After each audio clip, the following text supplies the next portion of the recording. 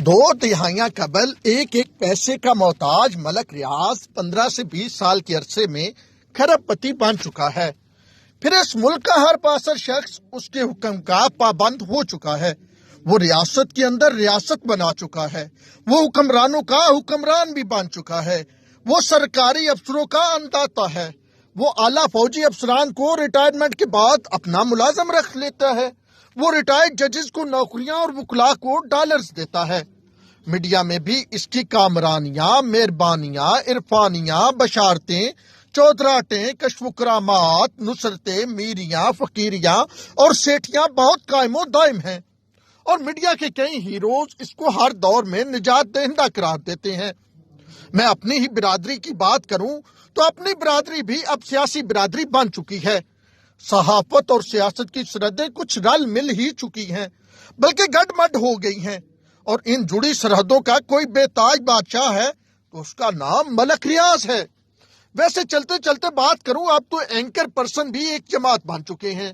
اب انہیں کسی دوسرے کی ضرورت ہی نہیں۔ ہر پروگرام میں وہ خود ہوتے ہیں، میزبان تو ہوتے ہی ہوتے، مہمان بھی ہوتے ہیں، اور باتیں مہمان خصوصی کی طرح کرتے ہیں۔ اور ملک ریاض اس سیاسی پارٹی کے بھی بے تاج بادشاہ ہے۔ ملک ریاض نے بطور کلرک کام شروع کیا، تارکول بھی بیچا اور سفیدی بھی کی۔ پھر 90 کی دہائی میں ملک ریاض جان گیا کہ کام کاروبار فوج کے ساتھ جو منافع بھی دے اور ترقی بھی۔ پھر راولپنڈی میں بیریا کے ساتھ پروجیکٹ کیا۔ بعد میں بیریا والے تو جدا ہو گئے، لیکن ملک ریاض نے بیریا کے نام کو جدا نہ ہونے دیا۔ اس عرصہ میں ملک ریاض پر مختلف مقدمات درج ہوئے، جن میں غریب اور کمزور لوگوں کو قتل کرانے اور ان کی زمینوں پر قبضہ کرنے، لڑائی جھگڑے، دھوکہ دہی سمیت بہت سے مقدمات ہیں، جو مختلف عدالتوں میں زیر سماعت، اور بہت سارے مقدمات سے تو وہ بری ہو چکے ہیں۔ وہ ملک ریاض جو معمولی سا ٹھیکہ لینے کے لیے 2 روز تک کسی کیپٹن یا میجر کے دفاتر کے باہر بیٹھا رہتا تھا، اب ان سے کہیں بڑے فوجی افسر اپنی ریٹائرمنٹ کے بعد ملک ریاض کے تنخواہ دار ملازم ہیں۔ ملک ریاض کے قریبی ساتھی ان کی ایک خوبی یا خامی بتاتے ہیں کہ وہ ایک نظر میں پہچان جاتے ہیں کہ ان کا مخاطب کس درجے کا لالچی ہے، اور وہ اسی کے مطابق اسے ڈیل کر لیتے ہیں۔ ملک ریاض کی 2 بیٹیاں ہیں، پشمینہ ملک اور امبر ملک۔ بیٹا ہے علی ریاض ملک۔ یہ شاہی خاندان کے چشم و چراغ جو مرضی کرے، انہیں پوچھنے والا کوئی نہیں۔ ملک ریاض کی بیٹیاں کسی کے گھر اسلحہ برداروں کے ہمراہ پہنچ جائیں، یا اس کا بیٹا ریس میں کسی کی جان لے لے، ارے بھیا باپ کا ملک ہے اور باپ کا قانون، کوئی کچھ نہیں بولے گا۔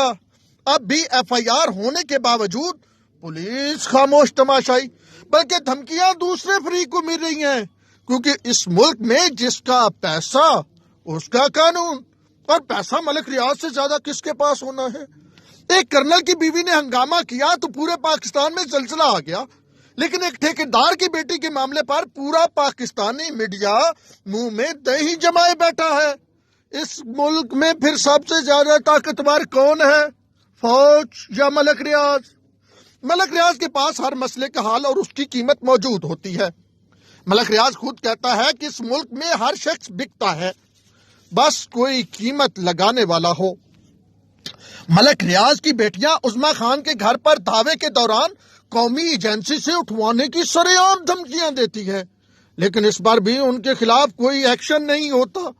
کیا کوئی عام پاکستانی ایسا کر سکتا ہے؟ نہیں، یہ کیسی سوچ ہے؟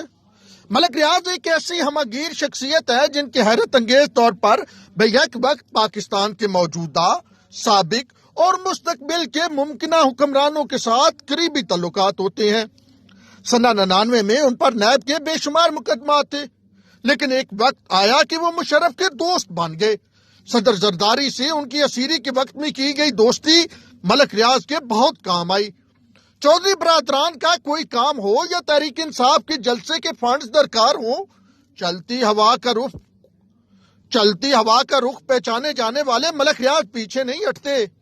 آصف زرداری اور نواز شریف کے درمیان معاہدہ بربند کروانے والی شخصیت کوئی اور نہیں بلکہ ملک ریاض ہی تھے۔ ملک ریاض کا پاکستانی سوسائٹی اور سیاست پر بہت اثر و رسوخ ہے۔ اس لیے لوگ ان کے مسائل پر نہیں بولتے. وہ سیاسی جماعتوں کو چندہ دیتے ہیں, سیاسی شخصیات کو مفت گھر دیتے ہیں. انہوں نے اپنی کمپنی میں ریٹائرڈ جنرلز اور دوسرے ملٹری افسران, بیوروکریٹس اور اینکر پرسن کو ملازم رکھا ہوا ہے. تو ایسی صورتحال میں بھلا ان کے خلاف کون بولے گا؟ پاکستان کا مین سٹریم میڈیا کسی مسئلے پر بات ہی نہیں کرتا جس میں ملک ریاض کا نام ہو, لیکن یہ ہے کہ سوشل میڈیا تنقید جاری رکھتا ہے. دسمبر 2018 میں چیف جسٹس ثاقب نثار نے ملک ریاض سے کہا تھا, ملک صاحب ہر برے کام میں آپ کا نام کیوں آتا ہے؟ ویسے ملک ریاض اتنا دولت مند ہے کہ 460 ارب تو وہ محض ایک سکیم میں کی گئی بدعنوانی کی سیٹلمنٹ میں سپریم کورٹ کو دے دیتا ہے. تو سوچیں آخر کتنی رقم ہوگی جس کا کوئی سوال جواب ہی نہیں. ملک کا چیف جسٹس ملک ریاض کو آفر کراتا ہے کہ 1000 ارب روپے دے کر تمام مقدمات سے اپنی جان چھڑا لے. پھر 500 ارب کے وقت تمام مقدمات ختم کرنے کا کہا گیا. ارے بھیا کیا کبھی کسی غریب کو بھی ایسی آفر کرائی گئی؟ کیا دنیا کے کسی قانون میں اس طرح ہوتا ہے کہ کوئی پیسے دے کر قبضے اور ظلم زیادتی سے ہتھیائی جگہ کو بھی جائز کرا لے؟ کراچی کے لوگوں کی جمع پونجیاں لٹ چکی ہیں. لوگوں نے زیور بیچ کر انویسٹمنٹ کی, لیکن اب پلاٹ بیریا ٹاؤن نہیں دے رہا. لیکن ریاست کچھ اربوں کے عوض ملک ریاض کے سامنے اندھی, بہری اور گونگی ہو چکی ہے. ملک ریاض خود مانتا ہے کہ اس نے سابق چیف جسٹس کے بیٹے ارسلان افتخار کو اربوں دیے, اور یہ اربوں اپنے حق میں کیسز کے فیصلوں کے لیے دیے. ویسے یہ کیس بھی سپریم کورٹ میں چلا, لیکن نہ ملک ریاض کے خلاف رشوت دینے پر کارروائی ہوئی اور نہ ہی ارسلان افتخار کے خلاف رشوت لینے پر. ملک ریاض کا خاصہ رہا ہے کہ وہ تازہ ریٹائر ہونے والے ججز اور آرمی آفیسرز کو نوکری پر رکھتا ہے, کیونکہ بیج میٹ ابھی عہدوں پر ہوتے ہیں, اس طرح وہ ان سے کام نکلواتا ہے. ملک ریاض کا ایک اور طریقہ اور انوکھا طریقہ واردات سنیے. موصوف پروجیکٹ لانچ کرتے ہیں, فائلیں بکتی ہیں, پھر خود ہی پلان کر کے معاملے کو عدالت میں لے جاتے ہیں. پروجیکٹ پر سوال اٹھنا شروع ہو جاتے ہیں. لوگ انویسٹمنٹ ڈوبتی دیکھ کر بھاگتے چور کی لنگوٹی کے مصداق اونے پونے داموں فائلیں فروخت کرنے لگتے ہیں, اور پھر ان اونے پونے داموں میں فائلیں لینے والے ملک ریاض کے اپنے ہی ہوتے ہیں. اور پھر جب یہ ٹاسک پورا ہو جاتا ہے تو عدالت سے فیصلہ ملک جی کے حق میں آ جاتا ہے, اور پھر وہی فائل 2 گنا پیسوں میں ان جیسے لوگوں کو ہی فروخت کی جاتی ہے. بھیا 2012 میں راول پنڈی کی انسداد بدعنوانی عدالت نے 1400 کنال اراضی سکینڈل میں بیریا ٹاؤن کے سابق سربراہ ملک ریاض, ان کے صاحبزادے علی ریاض سمیت 9 ملزموں کو اشتہاری قرار دیتے ہوئے ان کی جائیداد کی تفصیلات طلب کی تھی. ملک ریاض سمیت دیگر ملزموں کی گرفتاری کے احکامات عدالت نے جاری کر رکھے تھے, تاہم انہیں عدالت میں پیش نہ کیے جانے پر عدالت نے تمام ملزموں کو اشتہاری قرار دیا تھا. لیکن اس کے بعد کیا ہوا؟ ابھی تک راوی چین ہی چین لکھ رہا ہے. عمران خان کی سرکار ریاست مدینہ بنانے کی دعوے دار, لیکن ملک ریاض کے سامنے عمران, زرداری, نواز چودھری سب ایک صف میں کھڑے ہوتے ہیں. برطانیہ کی نیشنل کرائم ایجنسی سے ملنے والا 19 کروڑ پاؤنڈ جو پاکستانی تقریباً 40 کروڑ روپیہ بنتا ہے, اس نے ملک ریاض سے برآمد کیا. وہ غیر قانونی طور پر پاکستان سے لے کر گیا تھا, وہ پاکستانی حکومت کو ملا. لیکن یہاں کیا ہوا کہ سپریم کورٹ کے سیٹلمنٹ میں یہ پیسے دینے کا کہہ دیا گیا, اور پھر وفاقی کابینہ میں یہ معاملہ قومی راز کہا گیا.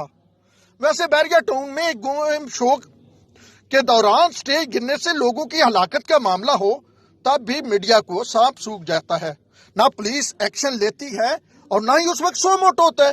جہاں تو حامد میر بھی مان رہا ہے کہ وہ ملک ریاض کے حوالے سے بات کرے بھی تو مالکان سنسر کروا دیتے ہیں. وجاہت سعید ایسی ہی کہانی دنیا نیوز اور سما نیوز کے متعلق بتا رہا ہوتا ہے. تو بھیا سب کچھ کرنے والا اور سب کو سرے عام لانے والا اقرار الحسن جو چھوٹی چھوٹی دکانوں پہ جا کے چھاپے مارتا ہے, ابے وہ بھی تو کچھ نہیں بولا نا. اور یہ عظما خان والا معاملہ ہو گیا کیونکہ ملک ریاض انوالو ہے اور ARY میں کام تو کرنا ہے, تو بھیا وہ کیسے بولے گا؟ تو سرے عام والا بھی اندر اندر سے خاموش. تو ملک ریاض کی دولت سب کو عزیز ہے, اس لیے سارے ہی منہ میں دہی جمائے بیٹھے ہیں. ہم نے آپ کو ملک ریاض کی طاقت کی ہلکی جھلکیاں دکھائیں, باقی کہانی پھر سامنے لائیں گے. تب تک ہمارا YouTube چینل اون شرازی سبسکرائب کر لیں اور کہانیاں سنتے جائیں. اللہ نے کے بعد